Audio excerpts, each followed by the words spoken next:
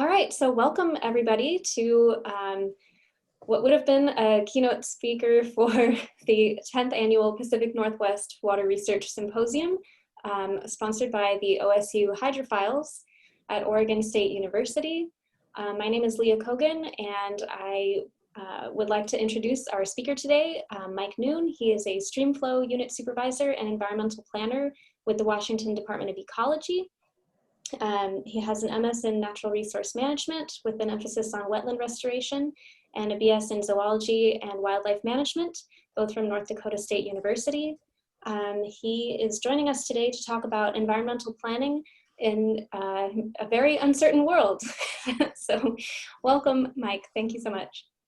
Thanks, Leah. I really appreciate it. Yeah, so this is my first keynote, so go gentle on me. I'll try to make it interesting and informative. So hopefully you guys can see the screen now. Yes? Yes. Cool. Oh, and if everybody else could make sure that you mute yourself so that we don't have any background noise. Thanks. And let me minimize there we go.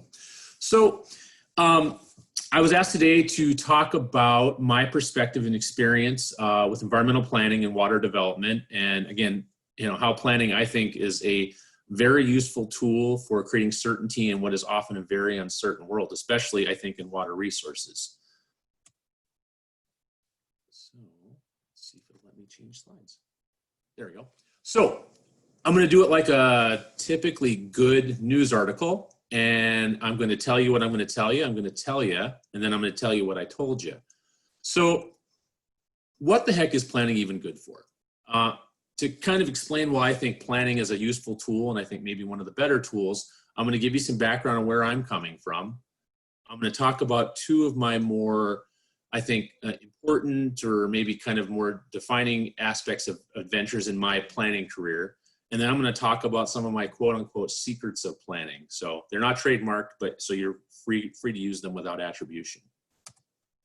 So where am I coming from? Well, as Leah mentioned, I have two natural science degrees, one in zoology, wildlife management, one in natural resource management, which is effectively applied ecology from North Dakota State University. Go Bison, they're a pretty good football team. In 2002, after getting my degree, I accepted a position with the North Dakota State Water Commission as a water resources planner. And I should note, I have a pretty much straight up natural science degree. However, I had not really anticipated being a planner. It was kind of an interim job, as a lot of times first jobs are. But it turned out that I wasn't terrible at it, and I actually enjoyed it. And I came to see it as a very effective way of doing a lot of the same types of things that I wanted to do through my natural science degrees. So I stuck with it, and I worked there between 2002 and 2018. At which point I was offered a position in Washington with the Department of Ecology as an environmental planner working on a brand new streamflow restoration program. And that's where I'm still working today. So, again, from effectively a straight natural science degree to a more traditional planner career, and that's where I've been doing for quite a long time. So let me talk about my first big adventure in planning. This is what I cut my teeth on when I started at the Water Commission, and this is Devil's Lake and the flooding issue in Devil's Lake. Since I'm guessing a lot of the folks on this presentation are not super familiar with North Dakota or the center of the continent, to give you a little background, Devil's Lake is a closed basin in northeastern North Dakota. It's formed at the end of the last ice age. It's kind of broad and flat like a tipped plate. And it's highly, highly responsive to changes in precipitation. North Dakota entered a long-term wet cycle where precipitation exceeded transpiration and evaporation in 1993. And because Devil's Lake was so responsive to long-term climate trends, the lake rose precipitously over the course of about 19 years.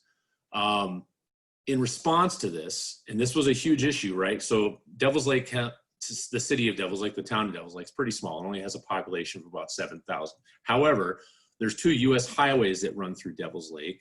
The major railway that the Empire Builder Amtrak goes on, and a lot of freight, major power corridors, and a lot of water supply, et cetera. So it was a pretty big issue.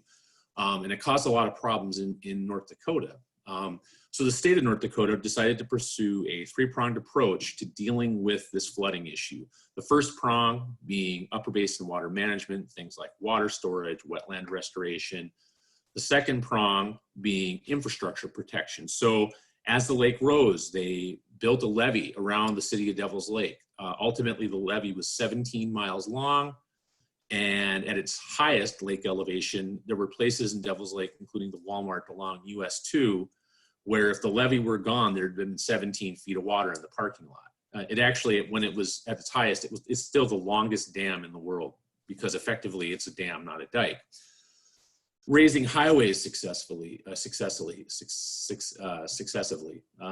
moving power lines, moving water lines that were now under the lake. It was an expensive effort. All told, the state has spent well over $1 billion between federal and state dollars dealing with infrastructure protection around Devil's Lake. In addition to the first two prongs, the third prong was a federal and then a state outlet that were pursued by the state of North Dakota. These outlets took water out of this terminal or closed basin lake and discharged them into the Cheyenne River, which you can see from my figure, ultimately goes into the Red River of the North, and then into Manitoba and Hudson Bay.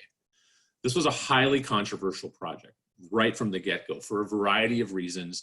There's a long history in North Dakota in terms of water disputes with the province of Manitoba, the state of Minnesota, over how water is managed at the border. So in this hydrograph to the side, this just shows how much Devil's Lake came up. Devil's Lake, again, highly responsive to precipitation. It reached its historical low, which was basically dry in 1940 at an elevation of 1401 above sea level. In 1992, highlighted with my cursor, if you can see it, that's when the wet cycle started.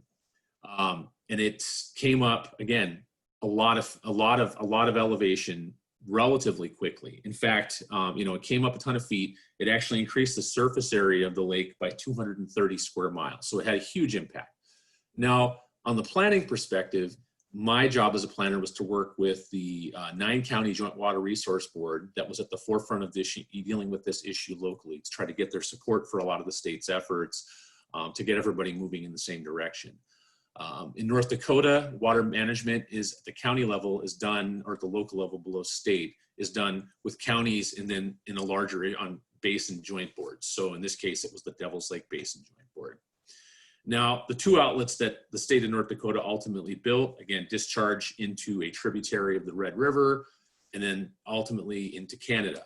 Because of this, falls within potentially the jurisdiction of the International Joint Commission. Again, I'm not sure how familiar you are with them, but the IJC handles transboundary disputes between the United States and Canada. And so they have a pretty heavy weight and authority depending on the issue.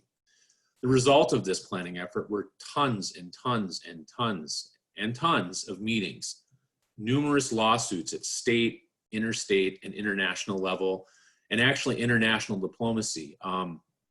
Colin Powell, when he was Secretary of State, was actually writing letters about this project. There was a big push to get a IJC referral for this project, which ultimately did not happen for a variety of reasons, but it was pretty high stakes. And this was all going on within the framework of natural resources planning.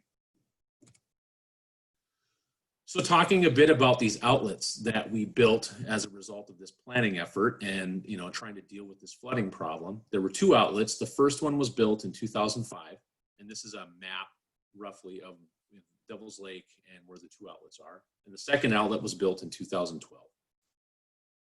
Between the two outlets, they have a maximum discharge capacity of 600 cubic feet per second. That's 1,200 acre feet a day, roughly. The construction of both projects chewed up about over $100 million. And because these are electric pump outlets, the state of North Dakota spends about $5 million a year on electricity costs. Now, for perspective, when I started at the Water Commission in 2002, their annual staff operations budget was $10 million a biennium. So they basically were spending, and we had more money because of oil, effectively half of their 2002 operations budget just to power these outlets every year. And although they were controversial, they were highly effective. Since their operation began in 2005, these two outlets have removed over 1 million acre feet of water from Devil's Lake. That's 1,500 square miles of land covered in water a foot deep. And they have been effective at reducing the rate of the lake's rise, even though the wet cycle is still effectively continuing. And they have actually started to make some headway and reduce lake levels. So we talked about some lessons I learned in terms of Devil's Lake. Well, the first one is I'm going to point you to the picture on the right side. This is a picture we believe from the 1930s. We don't have a good date on it. 1930s or early 1940s. And what it shows is a telephone pole that used to sit in the bed of Devil's Lake. And you can see I've put some blue arrows indicating where the lake elevation was in 1992 and where it was in 2011 at its ultimately highest elevation historically. I've actually added onto the top of the telephone pole showing that high elevation because the original picture didn't have it. Now, one thing I definitely learned in terms of Devil's Lake as a planner was that no one has a crystal ball. If you had asked anybody in the state of North Dakota in 1992 if we would be having to deal with a lake elevation where that 2011 mark was, they would have laughed you out of the room. It was literally not within our realm of possibility. And as a result, our planning efforts didn't anticipate that. And this is not an exaggeration. If we had known in 1992 what we knew in 2011, we could have given every man, woman, and child in the city of Devil's Lake $100,000 to move, and it would have been cheaper than the $1 billion we spent doing a lot of the infrastructure moving work that was required to mitigate for the flood. So a lot of times you just kind of have to play it by ear, and planning tends to be iterative, and often you look back after a period of time and the decisions you've reached look illogical because you don't see the iterative steps, you see the end point. Another thing I learned is that if people are honest about what their interests need, then progress can be made. You know, you and I can have a disagreement over what we respectively think should happen. But at the end of the day, if you and I both know that what we say is going to happen on respect to the entities we're representing, we can make a deal. Things can happen. Another thing I learned is that organizations need big goals or they will stagnate. That Devil's Lake Joint Board I referenced, the 9-county board, the Devil's Lake outlet infrastructure raising, like the levee and the highways, was a big goal of that organization for most of the time I worked with them. They are still an extant board. They still meet. However, the big goals that they've pursued have effectively been completed. So now they're left with not a lot of big goals. And as a result, although they meet, they're not terribly influential or effective. Groups need big goals. Otherwise, they just kind of peter out. We would call that a coffee and donut club in North Dakota. Another thing is that progress requires a lot of behind the scenes work. For every outlet that was built, there was probably 100 hours of planning, engineering, legal consultation, etc., because it took so much work to get the actual things that we needed to do done. It's just the nature of the beast. Another thing I learned is that sometimes you just have to act and deal with the consequences. As I noted, the Devil's Lake outlets were highly controversial. And there was a lot of pushback outside of North Dakota. And at the time when we started the projects, North Dakota was very poor because this was pre-Bakken oil boom. And we were not a very influential politically state. But we decided, the governor of North Dakota decided to make the push and to do the thing. And we dealt with the consequences. And I think at the end of the day, the governor made the right call. It was best for the best of the state of North Dakota. And the other one, this is somewhat tongue in cheek, but it's accurate, is it's amazing what oil revenue can pay for. When North Dakota started dealing with the Devil's Lake issue, that, you know, there wasn't a ton of money coming into the state. It's an ag state. However, the Bakken boom that started in 2007 freed up a ton of money for the State Water Commission, the agency I work for, to do water development projects. And as a result, we were able to pay for $100 million of outlets that we would not have been able to pay for in 1992. So now let's talk about my current adventure in planning streamflow restoration. So to give you some background on it, its origins come with a lawsuit that went to the Washington State Supreme Court in 2016, Whatcom v. Hearst. And what that lawsuit addressed was an appeal of Whatcom County's comprehensive plan. In that ruling, this Washington State Supreme Court ruled that the county, Whatcom County, Their comprehensive plan failed to sufficiently protect water resources under the Growth Management Act, which is a state act. What the court found is that new private wells could not result in de minimis or any minimum impact to in-stream flows. And in Washington, in-stream flows are a water right.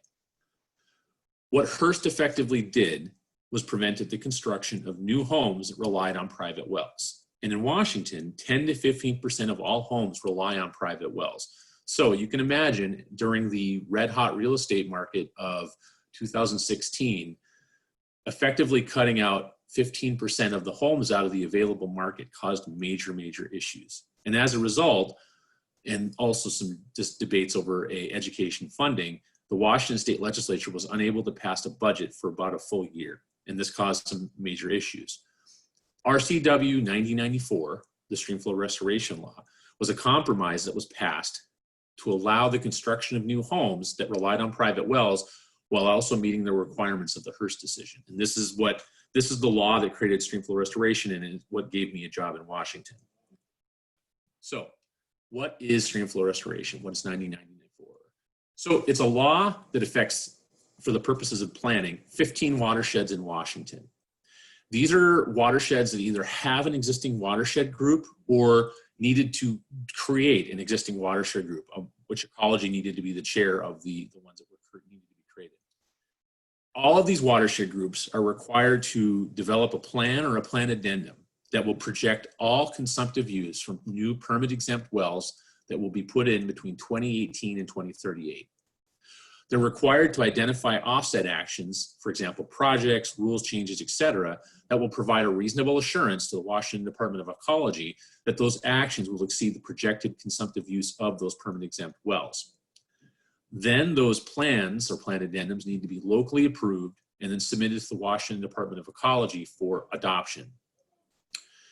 Now, one of the things that was in 9094 was the term net ecological benefit, which was not defined in the law and was kind of a new concept. So ecology had to come up with a definition for net ecological benefit, which was the bar that these submitted plans were required to surpass.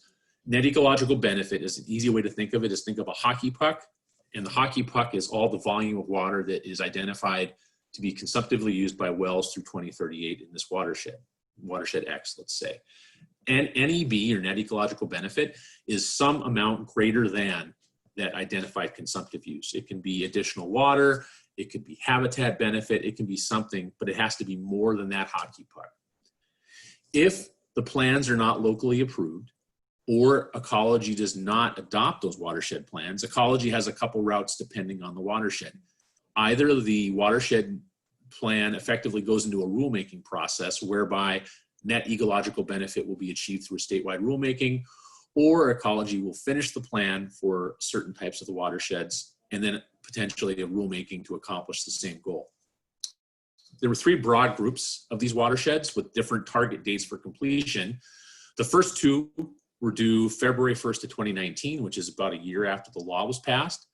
The second group, and these are the ones I'm working with largely, are due February 1st of 2021. And then the last group, these watersheds did not have watershed boards and they had to be created, and ecology is the chair of those boards. They're due June 30 of 2021. In addition to these statutory requirements for actions, the state legislature made $300 million in bond money available to support streamflow restoration efforts statewide through, among other things, a competitive grant program.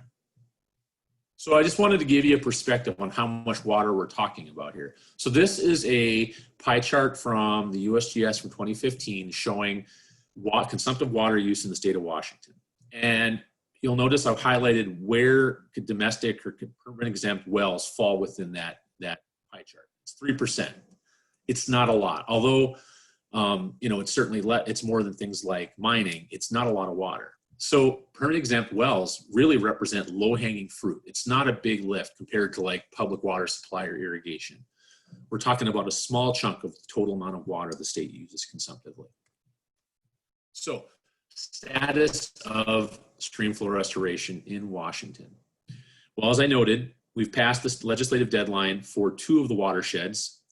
Of those two watersheds, one had their watershed plan adopted by ecology, and the other one was not, and is currently in a statewide rulemaking process. Of the remaining 13 watersheds, one has actually submitted their plan to ecology ahead of schedule, and ecology is currently reviewing it. And the remaining 12 are ongoing work to address the requirements of 9094. They're looking at things like delineating subbasins within their major basin, projecting population, which they will in turn use to project how many private wells or permanent exempt wells will be going in, and then coming up with consumptive use calculations to identify how much offset water needs to be offset, and then following that, how many offset actions or what offset actions will be included in the hopefully adopted plan to offset that consumptive use. In addition, we've finished one project grant round where $21 million was awarded, and we're in the midst of another project grant round where we anticipate $22 million being available. So, what does success in streamflow restoration look like? Well, my definition of success is that locally approved plans, because I'm a ground up guy, locally approved watershed plans will be completed, will provide a reasonable assurance to the Department of Ecology that those plans and those efforts will meet net ecological benefit. Or a statewide rulemaking that will lead also to net ecological benefit. I think success means that new home development is going to continue. It's not going to stop, but we'll also end up with more water in the streams for fish. And additionally, I think that small successes will lead to bigger successes, which hopefully will lead to bigger successes down the road. The flip side is what if we don't succeed? Well, I think it's fair to say, and I don't think anybody would disagree, that the demand for new water for ag, homes, and businesses are going to go away. It's not, people are still going to want water. And Washington is a popular place to live. It's the 13th most populated state in the US, and it's the third most populated western state after California and Texas. Additionally, native fish and salmonids, as well as orca, are still going to need more water in the streams. And the challenges aren't going to go away. They're only going to get harder to solve. If we don't succeed, we'll probably see more lawsuits, we'll see more legislation, and we'll see further environmental impacts. And we'll lose probably the most valuable thing, which is time to continue to make things better. And ultimately, the big question, I think, and this is what drove me to this job or pulled me to this job, is if we cannot address permanent exempt well use, then how are we going to address the larger, higher up fruit on the tree? You know, the larger issues, ag, commercial, et cetera. How are we going to address those issues? Those are not going away either. So, talking about sort of my lessons learned in terms of streamflow restoration. This is where I'm at thus far. I imagine I'll know more as time goes on. And by the way, this picture to the right, this is some streamflow restoration efforts we've been involved in. This is Tom Culhane. He's a hydrogeologist with our program, and he's doing the bread and butter work of planning, which is explaining to folks how things work and what we're doing. He's, in this case, talking about some hydrogeology. So one of my first lessons, I think, is that goodwill and trust increases the chances of achieving desired outcomes. You'll note that I had talked about how there were two watershed groups that had deadlines of February 1st of 2019. One was able to locally approve their plan and have it adopted by ecology. The other was not. This wasn't because there wasn't enough projects to meet the offset requirements of the law, or that they didn't have good numbers that they could base their things on. And it ultimately came down to trust. In the case of the Nisqually board, which did have a locally approved plan, their members trusted each other. They, again, getting back to Devil's Lake, they knew that even if they took different positions on an issue, they knew that if they made an agreement, that they could trust the person they were making an agreement with. Even if they disagreed about what they wanted to accomplish, their word was good. And that trust allowed them to take that leap of faith and allow them to all agree that they wanted to approve the plan. In the case of the Nooksack, which is the one that is currently in a rulemaking, there wasn't that trust. There's a lot of history there, and because there wasn't that trust, they weren't able to take that leap of faith, and as a result, they were unable to locally approve their plan. Another thing I've learned is that you need to tackle the low-hanging fruit first. Specifically, and I'm talking about some of these new watershed boards that were created specifically by the law. These are brand new groups. They don't have a history together. They don't have that built trust. And it's good to find small successes to build upon. These small successes build to bigger successes, build to bigger successes. You know, you want to always be starting with something easy to achieve.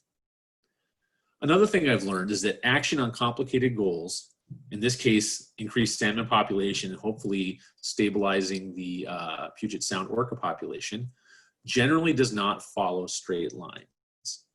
I don't think anybody, if you'd asked them 10 years ago if they would have been asked in Washington if offsetting permanent exempt wells would have been the route that we were going to be taking to address decreased salmon population in our streams. It's unexpected. And again, we tend to go in unexpected directions. That's just the nature of life. And also, it's really amazing what you can accomplish when you have no other choice. The legislature directed that these things would happen. They put some money available to make them happen, and we're doing it. Most of the folks in streamflow restoration that I work with are new hires to the Washington Department of Ecology, and we effectively got this program up and running within about 6 months and had staff going, a lot of them from out of state or from different programs. And it's, you know, a lot like the analogy of, you know, building an airplane as it's taken off from the runway. But we got her done because we had no other choice. So I think I'd like to talk about my definition of planning. This is my definition. You're certainly welcome to your own, but this is the one I've come to through my 18 years as a planner. I think planning is the subtle art of convincing people that there's more to be gained through cooperation than there is through legislation or litigation. Those legislation, litigation are obviously options, but I think getting folks to agree on the same thing is usually preferable to forcing them through laws or lawsuits. Here are some of my quote unquote secrets of planning. The first is you need to tailor your approach. Fit your messaging and your approach to best correspond with what your stakeholders and partners need or want. You need to keep your core objectives in mind, but you got to be flexible on all other items. And you got to know what your core objectives are in order to be flexible on those other items. And you need to regularly reassess the situation. Take a cold, hard look. Is what you're doing working? Do you have any preconceptions or biases that are subtly skewing your perception of what's going on? Are you missing something? And are there easy wins that you can get? Easy, low-hanging fruit to pick. Now, you may recognize this photo, depending on how old you are.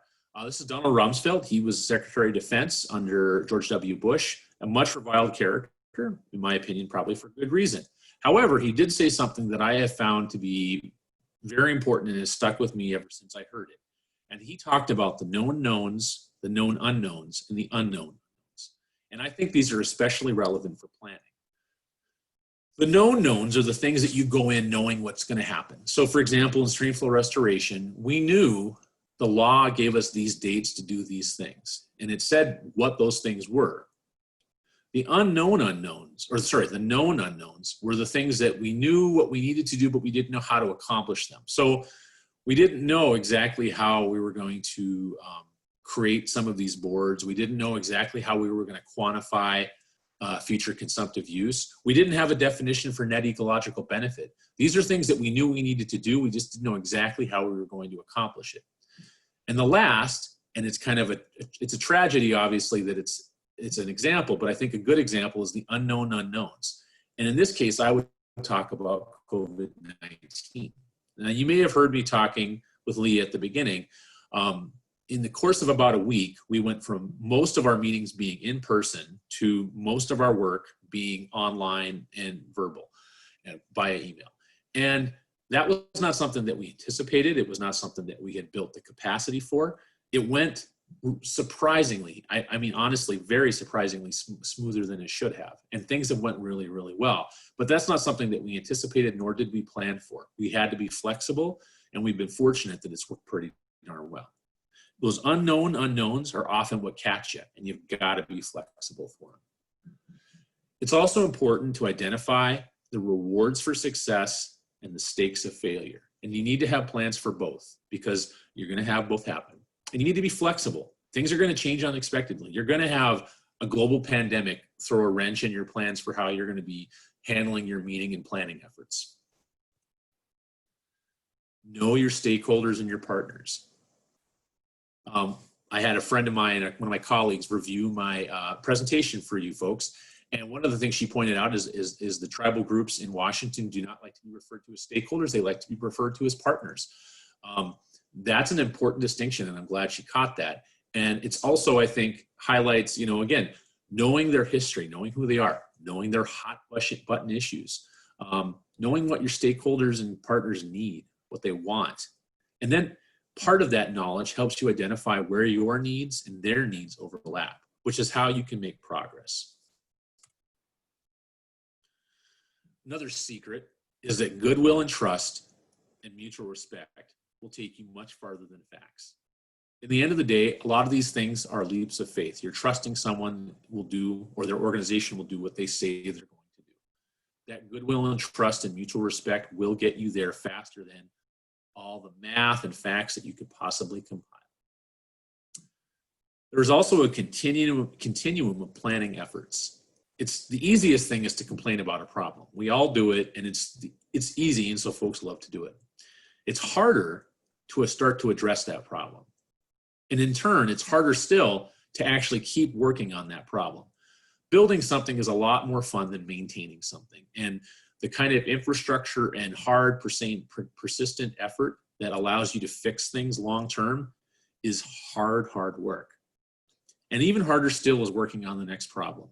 The example I gave about Devil's Lake, the joint board had solved a major problem. They deserved a lot of acclaim for that. However, they haven't jumped on to the next harder problems. They're much happier to rest on their laurels and be happy about the things that they've accomplished. Moving to the next higher fruit on the tree is harder. So this is a mantra I kind of remind myself of, and I've kind of come up with this over the years. The first is I need to make peace with the reality that I'm never going to have 100% of the information that I want. Almost always, I'm going in there somewhat ignorant about something, and I have to learn. My understanding of the situation is going to evolve over time, and I need to periodically reassess and question my assessments. Another thing I had to come to terms with is that I'm going to be wrong a lot. Because I'm operating without 100% knowledge of what's going on, because my perception changes, I'm going to be wrong a lot. And I have to have the humility to be able to accept that. Another thing I have found in my career in planning is that wicked problems, and I know it's kind of a buzzword term, but I think it fits in this case, they require tedious, incremental, generally painful effort to make progress. A good analogy I like is to think of 1970s football, NFL football, where the goal was to run the ball for 3 yards a down. It was grinding out 3 yards a down until you got a first down on the fourth down. Or, you basically flipped it to a first down. Those Hail Mary passes almost never happen in planning. And that's something that I have found that I've really had to take to heart, is that those easy wins don't generally happen. Another thing I've learned is that most people are rational. If you can find them a win-win, you can come to an agreement and you can make progress. I've also found it good, and actually maybe one of the best things, that ethical people should disagree, and it's okay to disagree on things, on how to achieve the best outcome. Sometimes I've found my best and most useful innovations have come because someone that I respect but disagree with has put a critical eye to something I'm talking about, and has forced me to kind of re-examine what I'm thinking. And lastly, and I can't emphasize this enough, striving to be humble and forgiving. Often we get kind of in our box, and we think we know a lot about very specific things, and we think we're the expert of all things, and we don't look outside of our box, and we miss kind of the bigger picture. There's a lot of things going on. There's a lot of different objectives. Being humble and forgiving generally helps with that. So, to wrap it all up, what the heck is planning even good for? Well, I think it's a pretty darn good tool for wicked problems.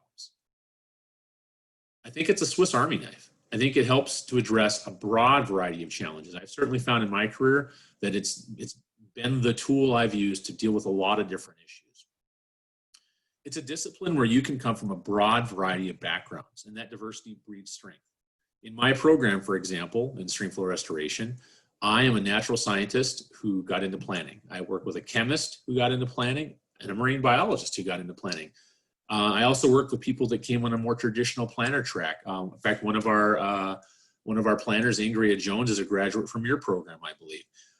And some of them have done city planning, but there's a lot of different places where planners come from. And I think that diversity of background actually makes us stronger.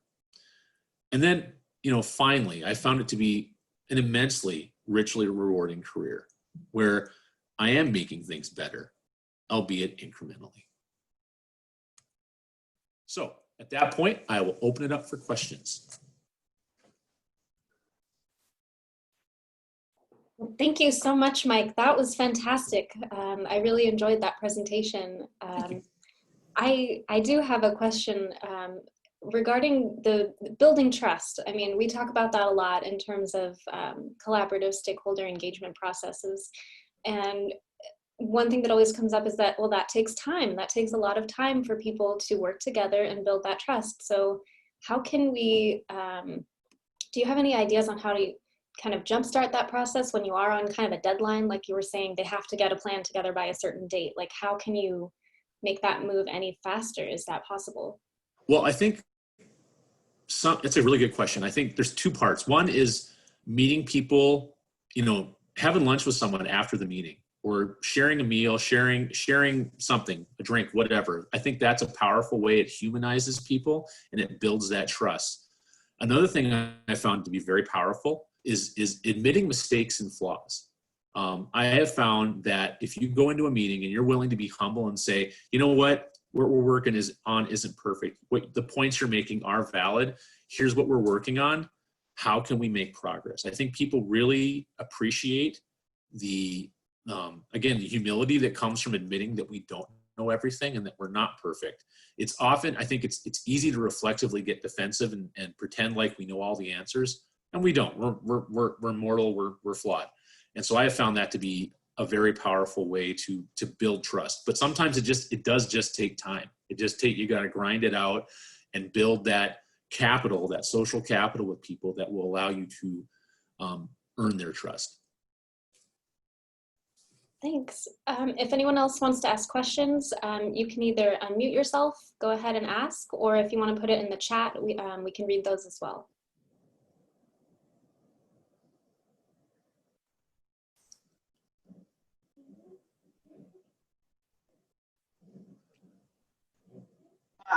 I'd just like to say that was an amazing presentation, and I agree with just like everything you say. That's many of the things that you're talking about are just really aligned with every project that I've been on. So I'd just like to say it's a really interesting presentation, and I appreciate your laying it out like that. Thank you. I appreciate that.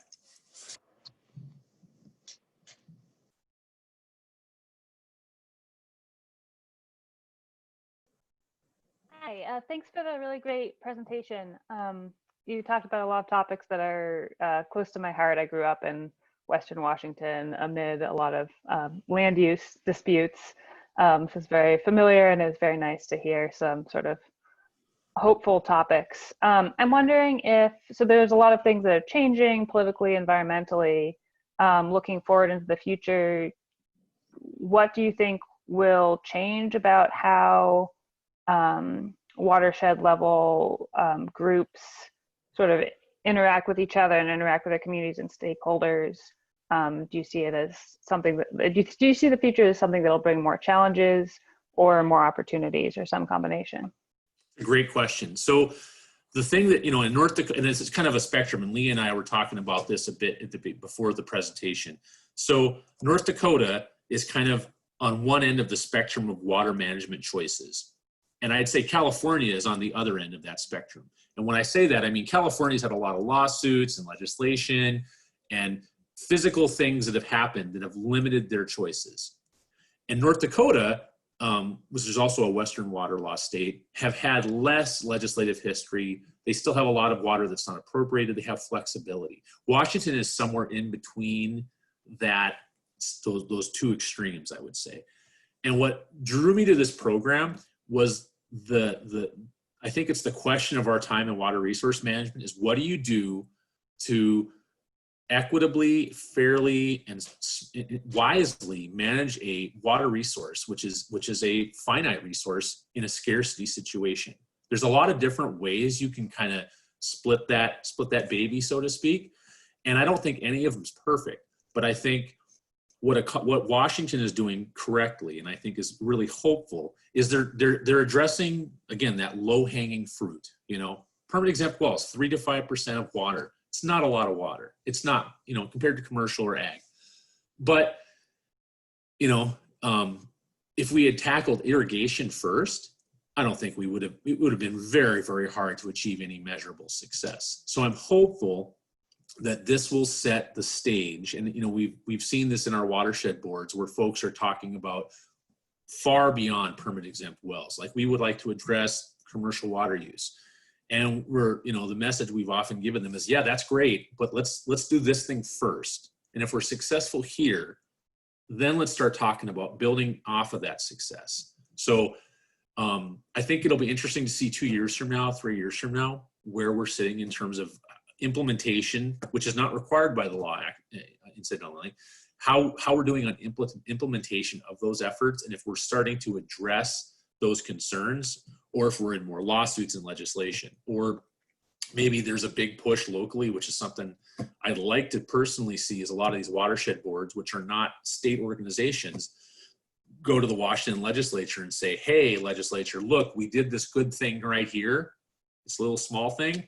Could you give us resources and authority to start tackling this bigger thing? Because I think there is opportunity there to do more if we're successful.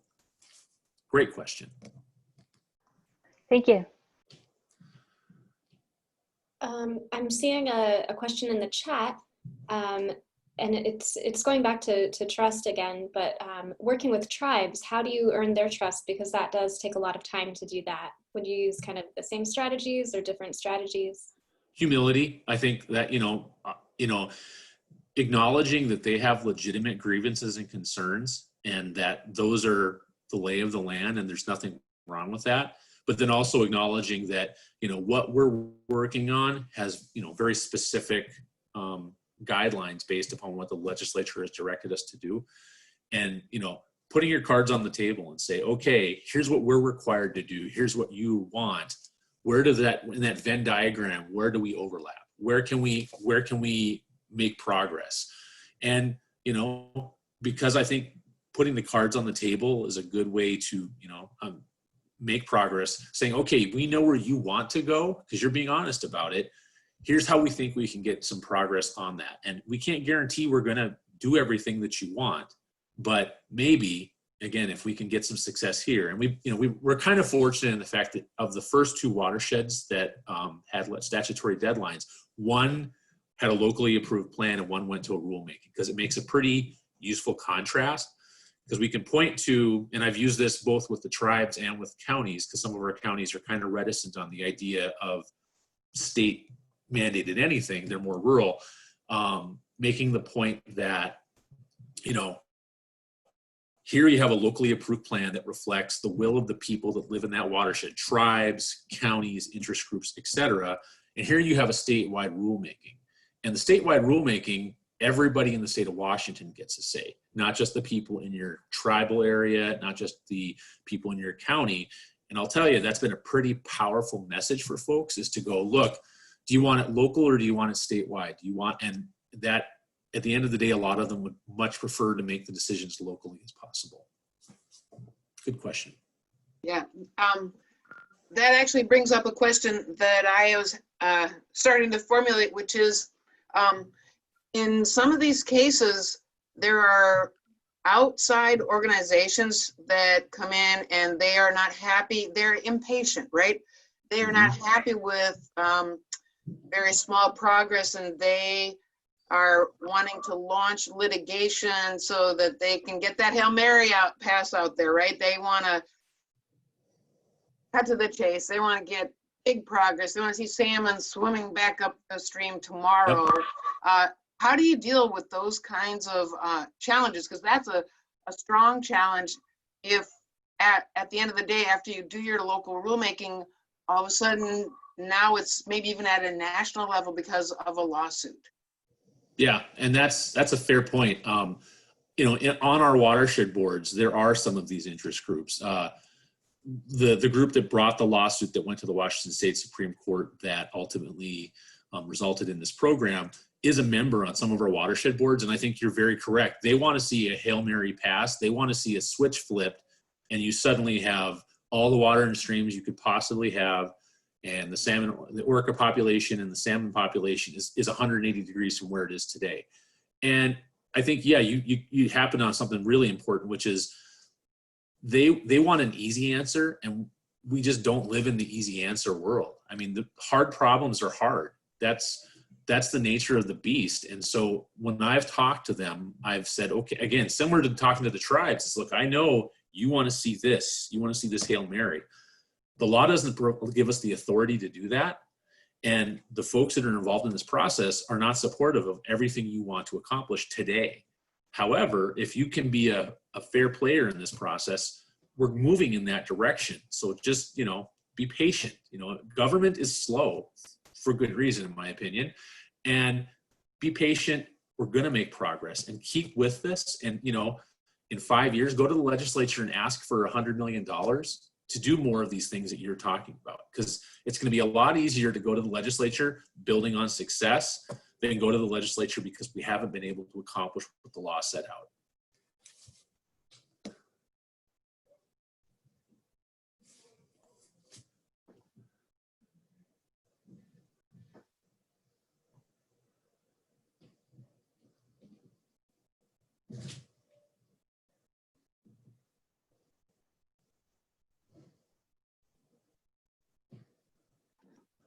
Say hi to Ingria for us. I will. She's awesome, by the way. You guys did a great job. She is sharp cookie and a hard worker.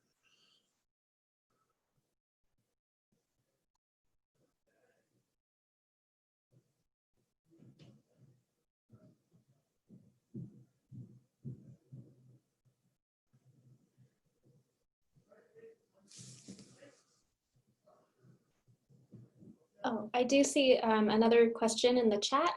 Were there any surprises that you found when you started working in Washington? Yeah, that's a great question. I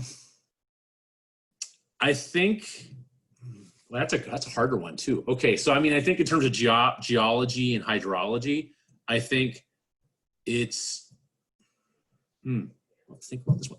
So North Dakota is in a very different place than Washington is, right? North Dakota, I said, is earlier in the spectrum, the continuum of protecting their resources. And I think there is a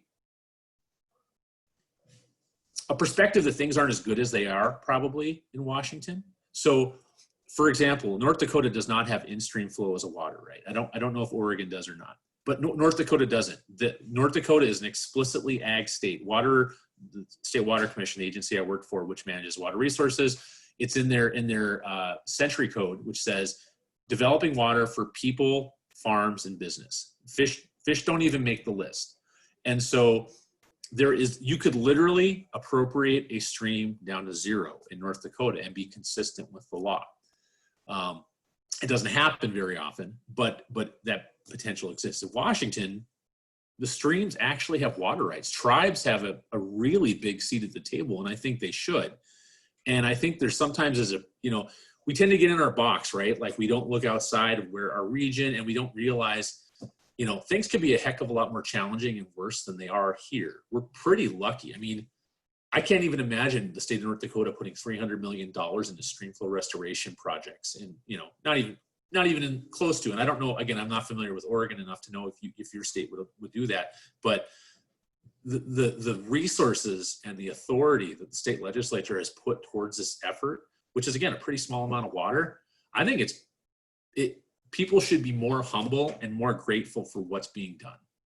That's a hard question. That's a good one.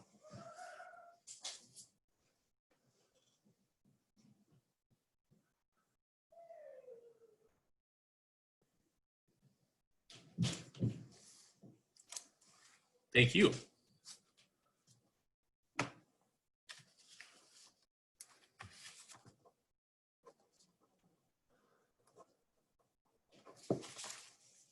Any other questions? I just wanted to say thank you. And Leah, where will this recording be posted? So assuming it records correctly, it will be posted on the Symposium website, which is, we used to have a really good website name, and then we got locked out of it. I can send that around to the Yeah, group. can you? Great. Please? Thank you very much.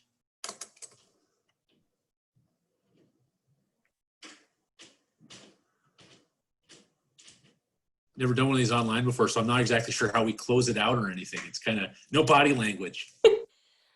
Yeah, it is kind of peculiar that way. Yeah, I mean, I suppose if nobody has any other questions, if you want to, if you would be willing to answer further questions if they come up, if you wanted to put your email in the chat. Yeah, absolutely. People could see that. It's a great idea. Do that right now.